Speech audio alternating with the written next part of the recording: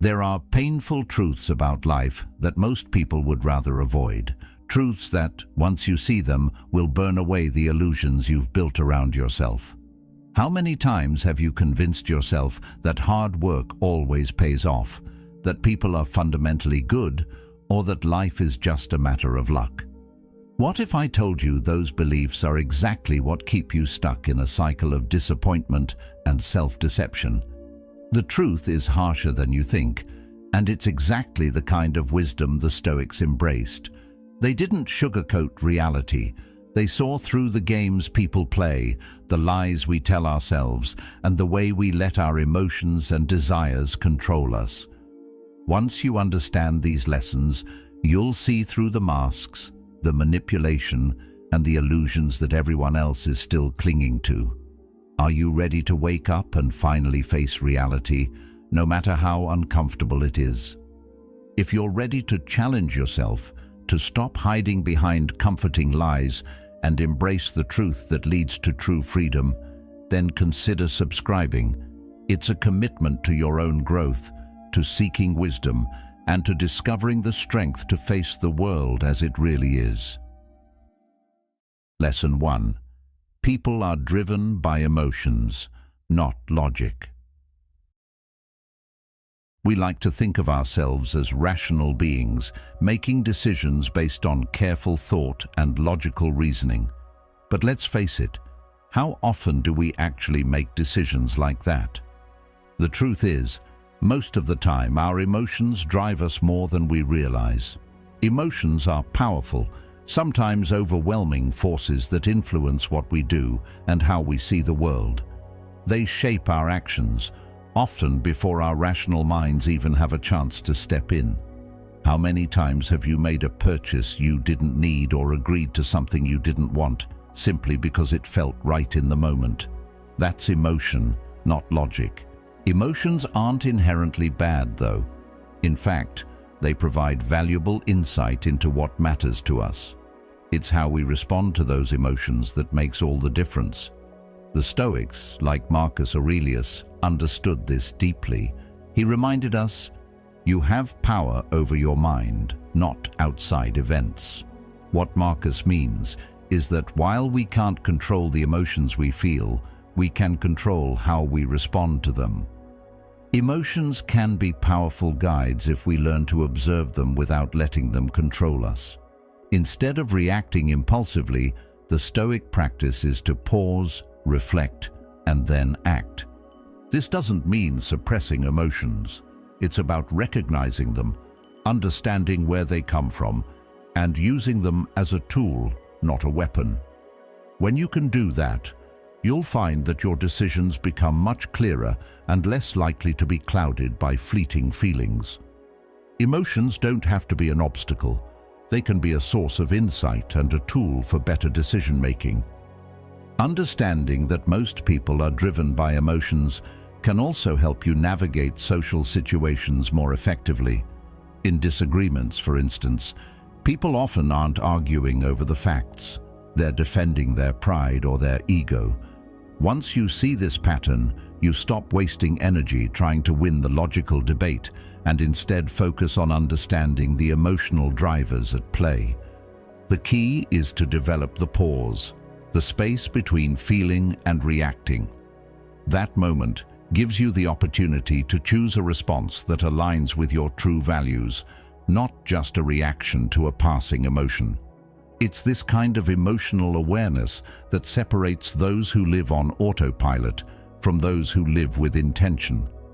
When you can master this, you won't just understand others more clearly, you'll understand yourself better too.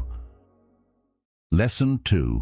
Everyone acts in their own self-interest.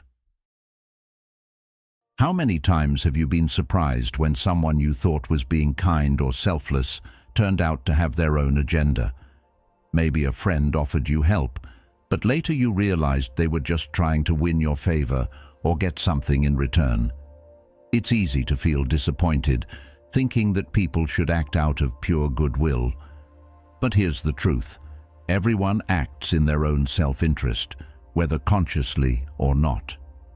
This isn't a criticism of humanity. It's just how we're wired. We all act based on what benefits us, even if that benefit isn't immediately obvious. Take a step back and think about it. Every action we take, every decision we make, is in some way motivated by our own interests, whether it's the desire for approval, personal gain, or even just peace of mind. It's not inherently wrong to act out of self-interest, but recognizing it allows you to better understand people and predict their behavior.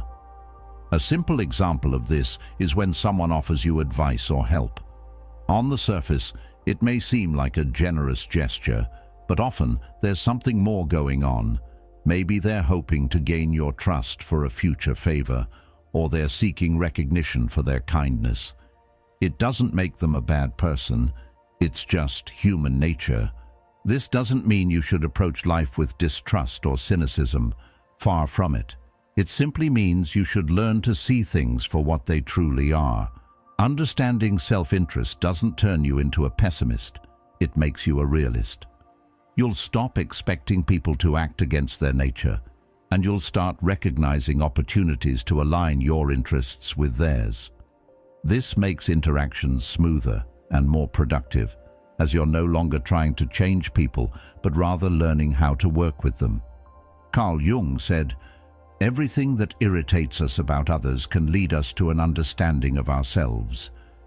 This is a powerful idea because it reminds us that recognizing the self-interest of others can teach us about our own desires and motivations. When we accept that people act based on their interests, we gain insight into our own behaviors. We begin to see where we might be motivated by self-interest as well, and that self-awareness is the first step toward personal growth. The danger comes when we expect others to act selflessly without understanding their motivations. Once you accept that everyone is driven by their own needs and desires, you can make smarter decisions, manage expectations, and build better, more honest relationships. It's not about exploiting others for your own benefit.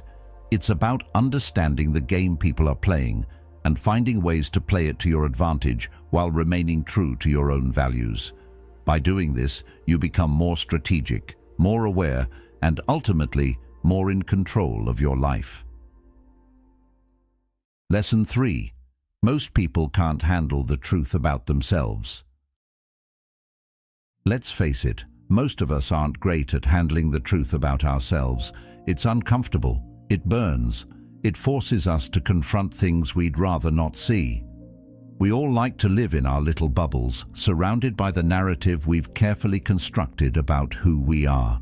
It's much easier to maintain that story than it is to confront the uncomfortable facts. But here's the thing, the truth doesn't care about your comfort. It's not concerned with your ego or your image. The truth just is. Think about it. When was the last time someone told you something about yourself that you didn't want to hear? Maybe it was a critique from a friend or a colleague. Perhaps it was something you knew deep down but weren't ready to face. The natural response for most people is defensiveness. It's like an instinct. We quickly try to explain, justify, or deflect the criticism. Why? Because accepting that truth would mean admitting something we don't want to acknowledge. But the longer we avoid the truth, the more we limit our own growth. The Stoics understood this all too well. Marcus Aurelius, for example, was known for his brutal self-examination. In his writings, he often reflected on his own weaknesses and flaws, not to beat himself up, but to improve. He wrote, "How much trouble he avoids, who does not look to see what his neighbor says or does, but only to what he does himself." Marcus knew that growth required facing uncomfortable truths, even about himself. It's not about being perfect, it's about being honest. And when you can be honest with yourself, that's when real change begins. Most people avoid honesty because it requires vulnerability. It's much easier to stay in denial, to surround ourselves with people who tell us what we want to hear, and to protect our fragile sense of self. But this only keeps us stuck in the same patterns. If we never confront the truth about who we are, we can never change.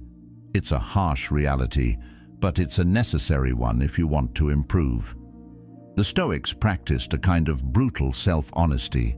They weren't afraid to admit their faults, and they didn't shy away from confronting uncomfortable truths. They understood that without this self-awareness, they couldn't truly live according to their values or grow into the best versions of themselves. Epictetus reminded us, we cannot choose our external circumstances, but we can always choose how we respond to them. In the same way, we can't always control what others say about us, but we can control how we respond to the truth about ourselves. Do we face it and grow, or do we run from it and remain stuck? When you stop running from the truth, you stop being a prisoner of your own illusions. You take back control of your life. And that's where the real power lies.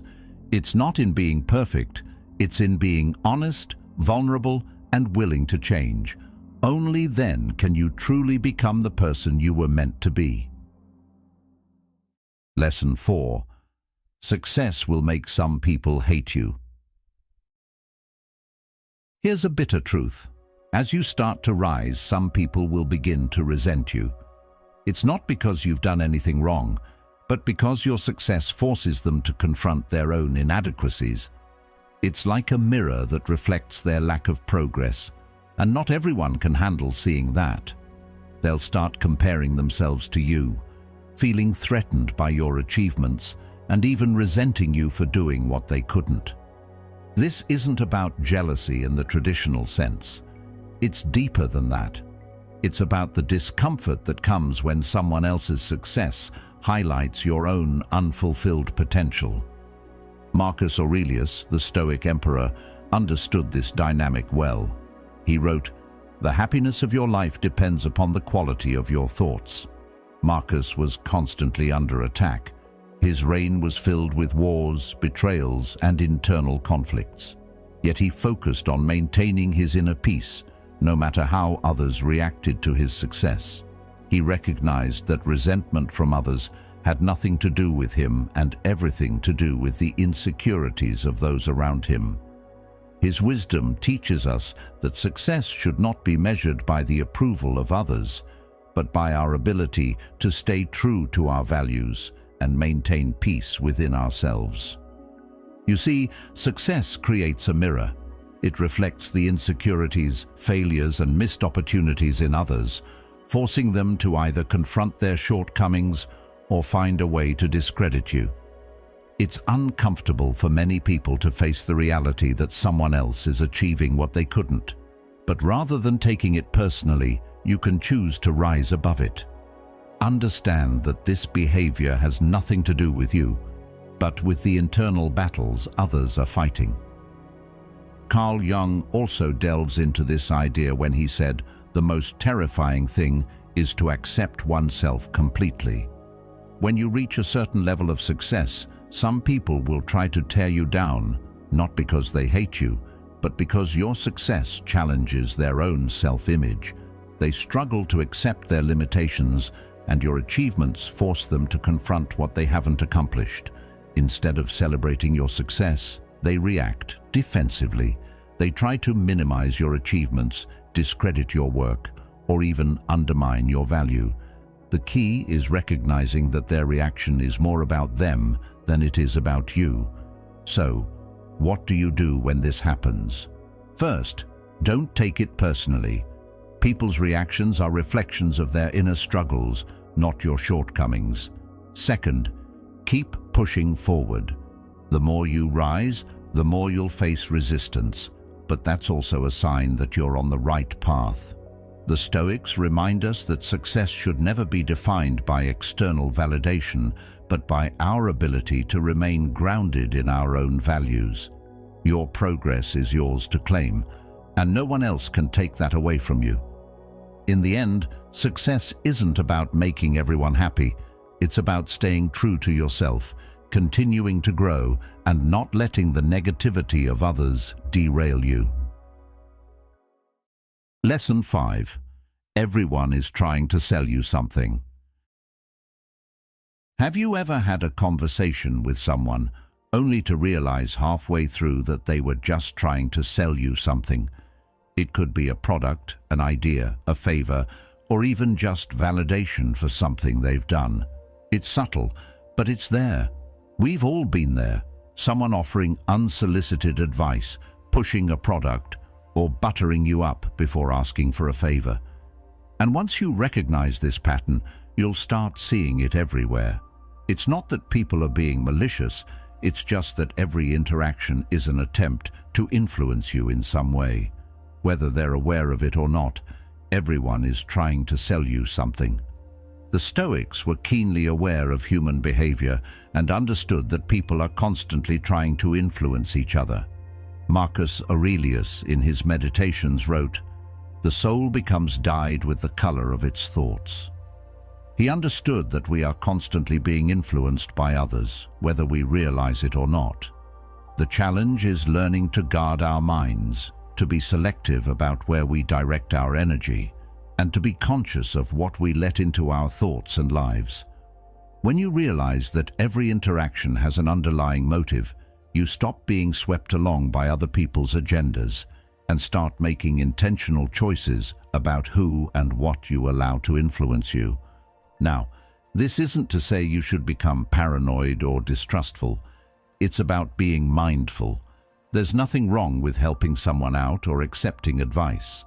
But when you understand that everything comes with a cost or a hidden agenda, you start to make more thoughtful decisions about where you place your trust. You also become better at spotting when someone is manipulating the situation for their benefit. A colleague who's always offering advice but only when it benefits their position in the company, or a friend who always needs a favor but never returns the kindness, these are the people you need to be aware of. Recognizing when others are trying to sell you something, whether it's a product, idea, or even just their own self-interest, can be a powerful mirror. It shows us where we might be vulnerable, where we might be too easily swayed, or where we might be doing the same thing without realizing it. The more aware you are of how people try to influence you, the more you can step back and assess your own actions. Are you also trying to sell something, or are you allowing yourself to be influenced by someone else's agenda? In the end, the lesson here is about awareness. Once you see that everyone is trying to sell you something, whether consciously or subconsciously, you can make more conscious decisions. You don't have to be defensive or closed off, but you do have to be selective about where you invest your time, energy, and trust. Recognizing this dynamic doesn't just make you smarter in your interactions, it frees you to make better, more intentional choices in your life. Lesson 6. People will show you who they are. Believe them. It's easy to get caught up in the words people say, especially when they're telling us what we want to hear. We all like to believe the best in others, and often we're quick to dismiss the little signs that might tell us something is off. But here's the reality. People show you who they truly are, not through what they say, but through what they do. It's in the small actions, the habits, and the consistent behaviors that they reveal their true character. The tough part is that we often ignore these signs, hoping for change, convincing ourselves that someone will eventually grow up or come around. But the truth is, people rarely change, at least not in the way we hope they will. Their actions, however, are a constant reflection of who they really are. Think about a time when someone said one thing but did another. Maybe a friend promised to always have your back, but then didn't show up when you really needed them. Or perhaps a colleague said they supported you but was quick to throw you under the bus when it benefited them. You might have excused their behavior, told yourself it was just a mistake, or hoped that next time they would act differently. The problem is, this isn't a mistake. It's their pattern. It's who they are. And the sooner we recognize this, the sooner we can stop setting ourselves up for disappointment. We often want to believe the best in people, But we need to take a step back and judge them by their actions, not their words. Words are easy. Actions are the true indicators of a person's character. When we accept this, we stop falling for empty promises and start paying attention to the things that truly matter: consistency, integrity, and reliability. You might be wondering, what do I do once I see these signs? The answer is simple. Trust the patterns, not the promises. If someone regularly cancels plans or consistently lets you down, that's not a one-off event. It's who they are. When someone is rude to waitstaff or behaves poorly in situations where they think they won't be judged, that's who they are too.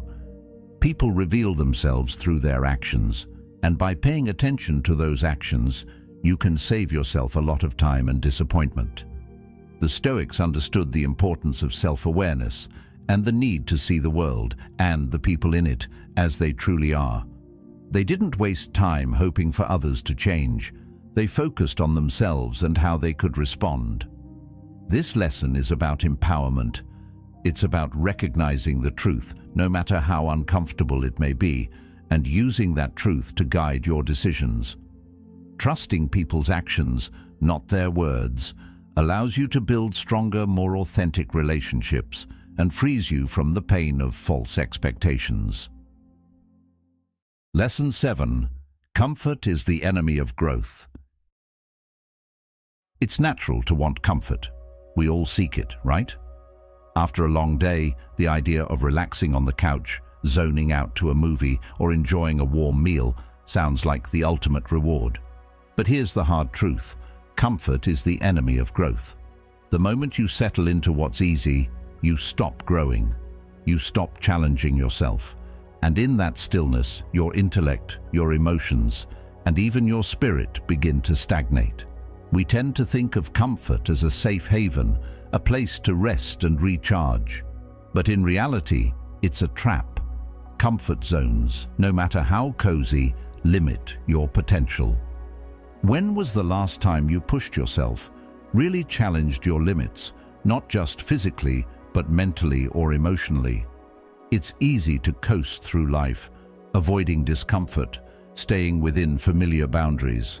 But growth only happens when you stretch beyond what's familiar, when you embrace discomfort and face challenges head-on. It's in those difficult moments, when you're uncertain or struggling, that true growth begins to unfold. Growth requires discomfort. It requires pushing through the resistance that tells you to stay put, to stay safe. And though it may feel uncomfortable at first, that's exactly where the magic happens. The Stoics knew this well. Marcus Aurelius often reflected on how one should live with purpose, even in the face of hardship.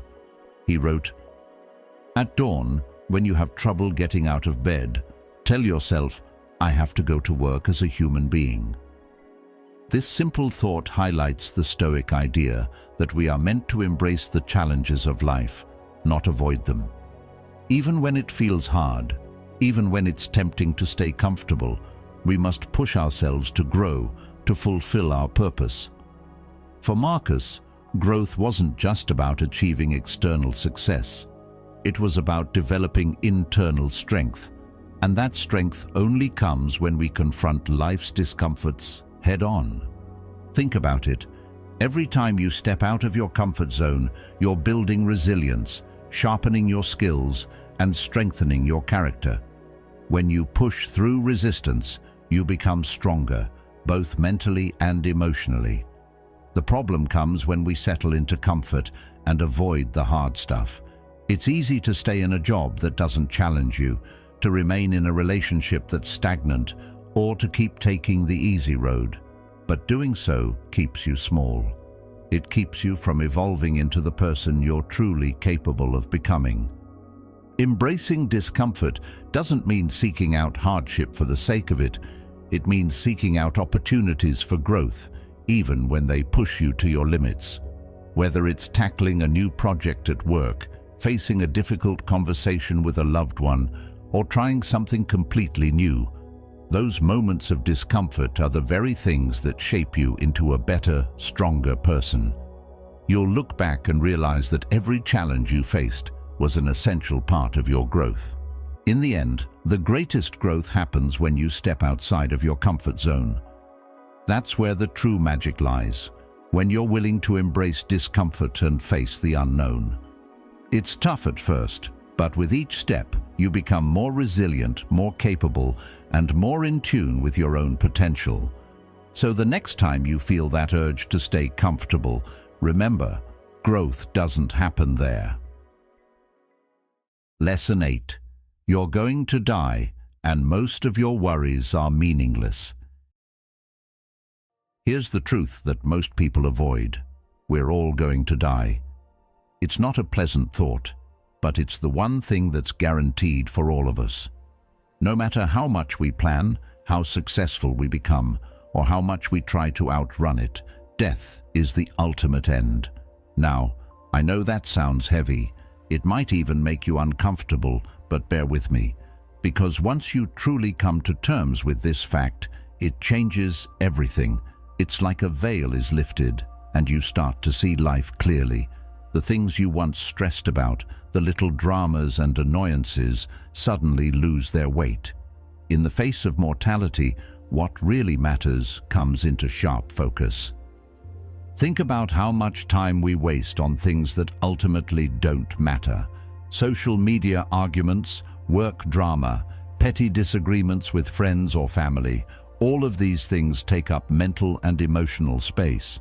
But when you truly grasp the reality of your own mortality, it's hard to keep sweating the small stuff. You start to realize that most of the things we get upset about are fleeting and insignificant in the grand scheme of life. Why stress over something someone said online, or an argument that won't matter in a year? It doesn't mean those things aren't real, or that they don't hurt in the moment. But once you accept that your time here is limited, you start choosing where to spend your energy more wisely. Carl Jung also emphasized the importance of embracing mortality in his work. He said, "The privilege of a lifetime is to become who you truly are." Part of becoming who you truly are is realizing that your time is limited.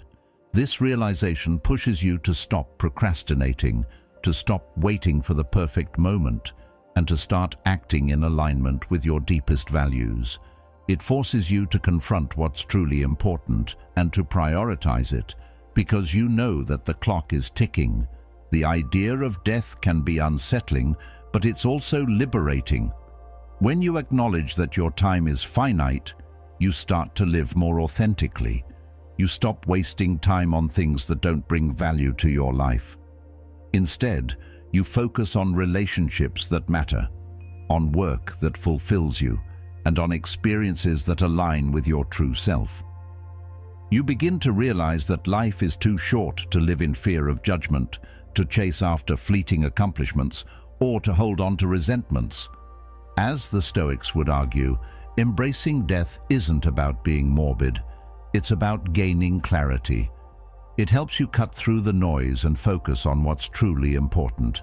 It's a call to live intentionally, with purpose and passion. When you truly grasp the reality of your own mortality, everything else becomes less daunting. The small stuff. It fades into the background. What remains is the deep understanding that the time we have here is precious, and that ultimately is what gives our lives meaning. So, next time you find yourself stressing over something trivial, remember, you're going to die. And that, in itself, is the greatest reminder to live fully right now. Remember, life is short, and the only certainty is that we won't be here forever. So, stop letting the small stuff steal your peace and start focusing on what truly matters. Embrace the truth, live with purpose, and make every moment count. If this resonated with you, check out the next video on the screen to dive even deeper into Stoic wisdom.